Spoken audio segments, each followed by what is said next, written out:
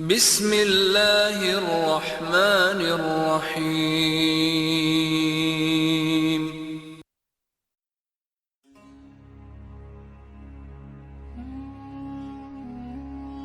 Et si la plus belle histoire d'amour en islam n'était pas celle de Caïs et Léla? Il ne s'agit pas là d'un poème, pas un conte, mais un amour vrai, un amour fort, un amour discret et sacré, si pur qu'il échappe aux limites du terrestre. Une union si sainte qu'elle semble tissée par les anges mêmes.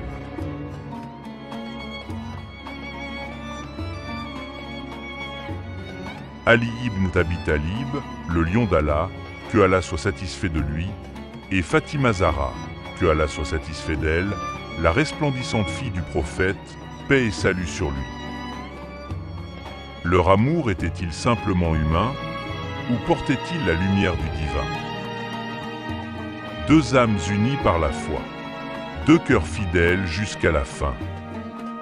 Dans une époque où les mariages étaient souvent des alliances politiques, leur histoire se distingue comme un joyau céleste. Mais quel secret se cache derrière cette relation bénie? Était-ce simplement de l'affection ou quelque chose de bien plus grand? Un jour, Ali dira en pleurant la perte de Fatima: « Ce qui me reste aujourd'hui, c'est la douleur de ta séparation et la solitude de ta maison. »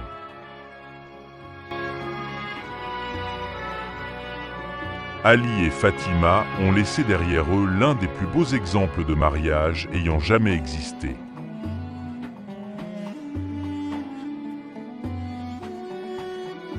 Pour comprendre la profondeur de leur amour, il faut revenir à leur début.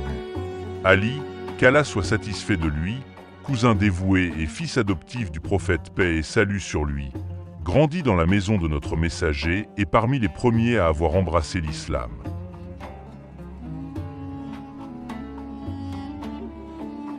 Fatima, qu'Allah soit satisfait d'elle, la plus chérie des filles du messager d'Allah, était connue pour sa pudeur, sa piété et sa noblesse.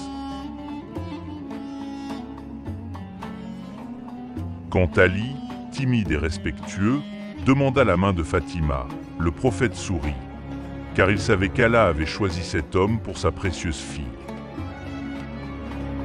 Leur union ne naît pas de richesse ni de prestige. Ali est jeune, pauvre matériellement, mais riche spirituellement. Quand il demande la main de Fatima, le prophète paix et salut sur lui dit: « As-tu quelque chose à offrir ?» Ali répond: « J'ai mon bouclier. » C'est ce simple bouclier qu'il vend pour constituer la dot. Un mariage sans faste, mais béni. Le prophète fit une invocation pour eux. Ô Allah, bénis-les, fais que leur union soit source de paix et de descendance vertueuse. Leur mariage ne fut pas celui des rois et des reines. Au contraire, leur vie était marquée par une simplicité extrême, mais une richesse spirituelle inégalée. Leur nuit de noces fut un pacte sacré. Le soir de leur mariage, alors que beaucoup s'attendaient à des festivités, Ali et Fatima passèrent leur première nuit en prière. Ils firent un pacte. Leur union ne serait pas seulement charnelle, mais une adoration commune d'Allah. Première épreuve, la douleur de l'éloignement.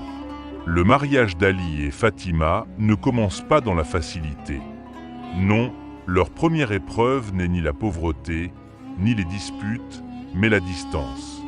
Après leur mariage, ils s'installent dans une maison relativement éloignée de celle du prophète paix et salut sur lui.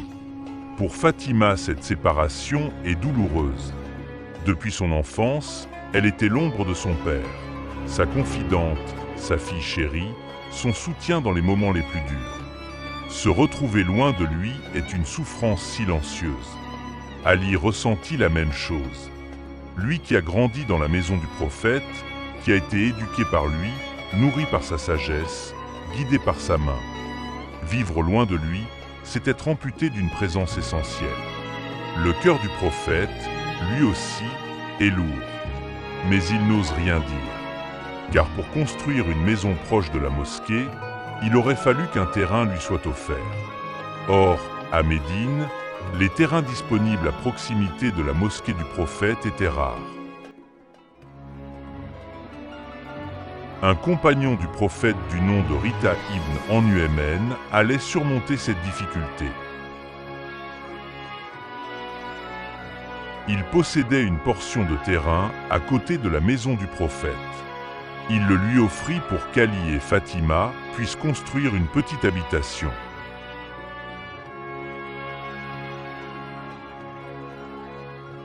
Ainsi, la maison d'Ali et de Fatima fut construite tout près, avec des fenêtres qui faisaient face à celles du prophète.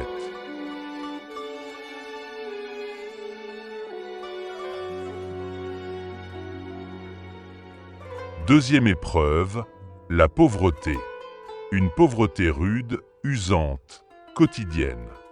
Ali et Fatima vivent dans une humble maison. Pas de servante, pas de confort, mais de la complicité et du respect. La vie de Fatima dans la maison de son époux n'était ni luxueuse ni douce, mais plutôt austère et rude, car Ali, qu'elle a l'agré, malgré son immense stature, n'était pas fortuné. Il travaillait toujours durement.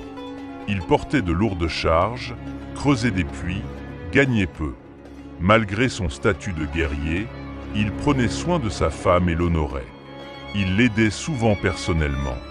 Il moulait le grain, portait l'eau. Son dos était meurtri. Un compagnon le surprit un jour en train de balayer la maison. « Laisse-moi faire », lui dit l'homme. Ali répondit « Non, Allah sait combien j'aime soulager Fatima. » Fatima de son côté faisait tout, balayer, moudre le grain aussi, cuire le pain, nettoyer. Ses mains étaient couvertes de cloques. Elle était épuisée. Un jour, Fatima demanda une servante à son père à cause de la fatigue. Le prophète lui dit « Ô Fatima, veux-tu que je vous donne, à toi et à Ali, quelque chose de bien meilleur qu'une servante ? Dites 33 fois Souban Allah, 33 fois Al-Andouliya et 34 fois Allahu Akbar chaque soir avant de dormir. » Cette invocation que tout musulman récite après la prière. Des années plus tard, Ali dira « Jamais je n'ai cessé de réciter ce dhikr ou invocation depuis que le prophète nous l'a enseigné. »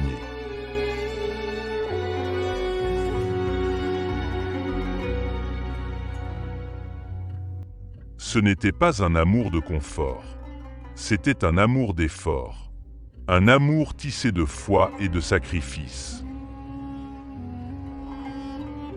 Une fois, Ali et Fatima posèrent cette question en couple, « Lequel de nous deux préfères-tu » Quelle question délicate. Le prophète ne pouvait pas mentir. Son amour pour sa fille était immense. Mais il appréciait aussi beaucoup Ali qu'il avait élevé comme un fils, qu'il considérait comme un frère, un cousin, un compagnon loyal, un pilier de l'islam. Alors, dans une réponse d'une subtilité extraordinaire, il regarda Ali et dit « Je l'aime plus que toi, mais tu m'es plus précieux qu'elle. » Cette phrase a traversé les siècles. Elle incarne l'art prophétique d'honorer sans comparer, d'aimer sans diviser. Fatima reçoit l'amour, Ali reçoit l'estime. Chacun repart grandi, reconnu dans sa singularité. Si ce moment a réveillé quelque chose en vous, abonnez-vous pour apprendre chaque jour davantage. Ali n'était pas bavard en amour, mais son cœur battait la chamade pour sa femme. Le messager d'Allah lui surveillait leur amour comme un trésor. Comme tout couple, Ali et Fatima connaissaient des désaccords. Cependant, Il faisait preuve d'une grande intelligence émotionnelle pour surmonter ses difficultés. Une fois, après une petite dispute, Fatima, blessée, s'isola. Le prophète se rendit chez eux, prit la main d'Ali, puis celle de Fatima, et les réunit en disant « Voulez-vous me faire pleurer ? Je vous conjure de vous réconcilier. » Ali tomba à genoux et demanda pardon. Fatima, émue, fit de même. Une autre fois, suite à une querelle tout aussi mineure, Ali est parti dormir à la mosquée. Le prophète vient le réveiller avec tendresse. « Relève-toi, ô Abu Tourab, père de la poussière. » C'était son surnom affectueux. Il en sourira toute sa vie. Il le persuada de rentrer chez lui et de se réconcilier avec Fatima. Ces épisodes démontrent l'amour du prophète pour sa fille et son gendre, ainsi que sa volonté de préserver leur union. Ali dira un jour à propos de Fatima « Jamais je ne lui ai dit un mot dur. Jamais je ne l'ai mise en colère. » Fatima, de son côté, l'appelait « mon âme » et elle priait pour lui chaque nuit. Un amour sans cri, sans passion déchaînée, mais rempli de pudeur, de patience et de prière. L'amour entre Ali et Fatima était profond et sincère. Ils se soutenaient mutuellement dans les épreuves et partageaient une affection intense. Ali exprimait souvent son amour pour Fatima à travers la poésie, témoignant de son admiration et de son attachement. Un poème particulier d'Ali, dans lequel il exprime sa jalousie envers le siwak de Fatima, un bâtonnet de bois utilisé pour se brosser les dents, illustre la passion et la tendresse de leur relation. Un jour, Fatima trouva Ali en pleurs. « Pourquoi pleures-tu » demanda-t-elle. Il répondit « J'ai vu en rêve que tu mourrais avant moi. Je ne supporte pas l'idée de vivre sans toi. » Fatima, émue, avoua qu'elle avait fait le même rêve. Puis vint le moment le plus difficile de leur vie. La mort du prophète paix et salut sur lui. Fatima était effondrée. Elle sentait que quelque chose d'irréversible approchait. Elle voyait son père s'affaiblir, elle entendait ses derniers conseils, ses dernières prières. Un jour, elle entra dans sa chambre. Il l'attira doucement à lui dit quelque chose à l'oreille.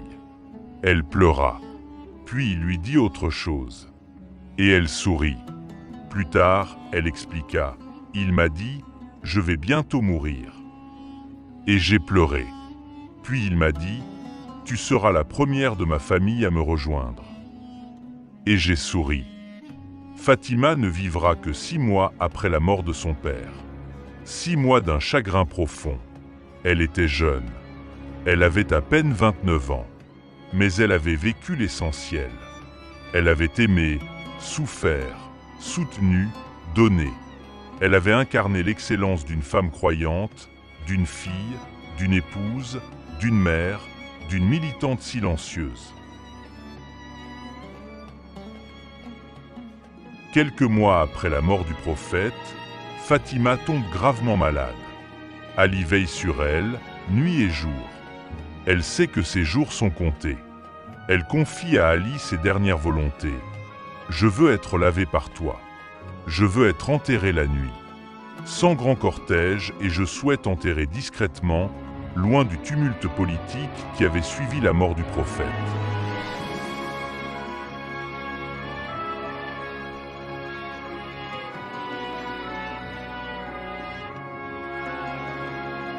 Elle fit une dernière demande particulière à Ali. « Ne me fais pas porter sur un cercueil découvert comme les femmes l'étaient à l'époque. Je veux un cercueil recouvert, comme ceux des femmes d'Abyssinie. » Ali a respecté à la lettre ses volontés. Il exécuta sa volonté avec dévotion. Et quand elle rendit l'âme, il fut anéanti. Dans un silence douloureux, Ali lava lui-même le corps de sa femme. Il la caressa doucement, retenant ses larmes. Il n'y avait ni cri, ni lamentation. juste un amour pur qui accompagnait Fatima vers l'au-delà. Puis, la nuit venue, il l'enterra dans le cimetière de Baqi.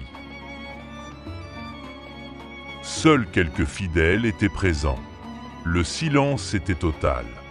Quand la tombe fut refermée, Ali resta seul un moment. Il se tourna vers la tombe du prophète. Et là, dans un monologue bouleversant rapporté par certains historiens, il aurait dit « La paix soit sur toi, ô messager d'Allah, de la part de moi et de ta fille qui vient de te rejoindre. Mon cœur est brisé, ma peine est profonde. Ô messager d'Allah, ta fille t'informera de ce que ta communauté lui a fait endurer après toi. »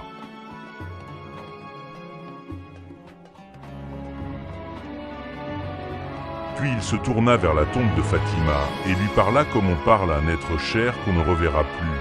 « Ô Fatima, combien est courte la séparation après toi. Je vais te rejoindre bientôt. » Quand Fatima quitta ce monde, Ali fut dévasté. Il l'enterra en secret, de nuit, comme elle l'avait demandé. Pendant des mois, il venait pleurer sur sa tombe, récitant des poèmes déchirants. « Ô Fatima, même le temps n'effacera pas ton souvenir. » Il la pleura longuement. Il dit une parole qui reste gravée dans l'histoire. « Je n'ai jamais été autant éprouvé que par la mort du prophète jusqu'à ce que Fatima meure. » On raconte qu'après cela, Ali ne retrouva plus jamais le même éclat dans le regard. Il souriait peu. Il riait encore moins. Ses enfants étaient son seul réconfort. Hassan, Hussein, Zénab et Kalthoum. Il leur donnait tout ce qu'ils pouvaient d'amour pour honorer la mémoire de leur mère. Il ne l'oubliera jamais. Jamais. Fatima restera la seule femme à laquelle son cœur était totalement attaché. Leur fille, Zénab, dira un jour « Mon père parlait de ma mère comme on parle d'un trésor perdu. » Alors, leur amour était-il divin? La réponse est dans chaque geste, chaque larme, chaque prière partagée. Leur histoire n'était pas humaine. Elle était une bénédiction d'Allah, un modèle pour l'éternité. Ce que l'on retient de l'histoire d'Ali et de Fatima, ce n'est pas une romance idéalisée. Ce n'est pas non plus une légende figée. C'est une histoire profondément humaine, faite d'amour, d'épuisement, de silence, de consolation, de douleur et de deuil. C'est l'histoire de deux âmes qui ont aimé, combattu, souffert et grandi ensemble, sous la lumière du prophète paix et salut sur lui. On dit parfois que l'amour, le vrai, ne se voit pas dans les moments heureux, mais dans les épreuves partagées. Ali et Fatima ont connu les deux. Ils sont un modèle de solidarité conjugale, de foi à deux et d'amour qui ne demande rien, mais donne tout. Merci d'être resté jusqu'au bout. Si cette vidéo vous a éclairé, n'hésitez pas à vous abonner dès maintenant pour ne rien rater. Et cliquez sur les vidéos affichées pour continuer à explorer. Portez-vous bien et à très bientôt.